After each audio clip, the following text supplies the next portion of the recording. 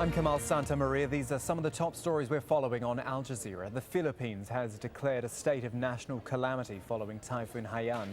The biggest challenge now is to provide aid to the millions of people affected. Dozens of countries have promised to provide help. The official number of dead also continues to climb, that total at 1,744. But the UN says 10,000 people are dead in one city alone. Now, what's been happening here is that since the storm happened on Friday, there have been thousands of people that have come to volunteer.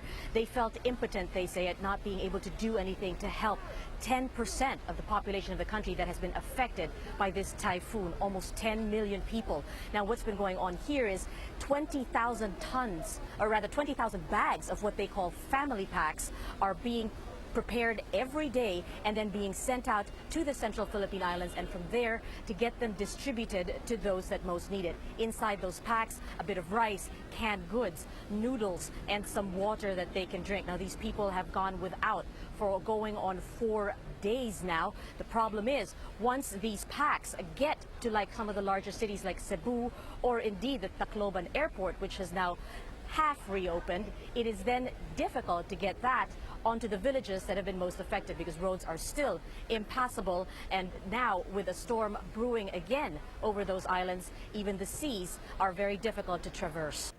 Iran says it's not to blame for delaying a deal on its nuclear program. Foreign Minister Mohammad Javad Zarif responded to the U.S. Secretary of State, who said Iran was unable to agree during talks in Geneva.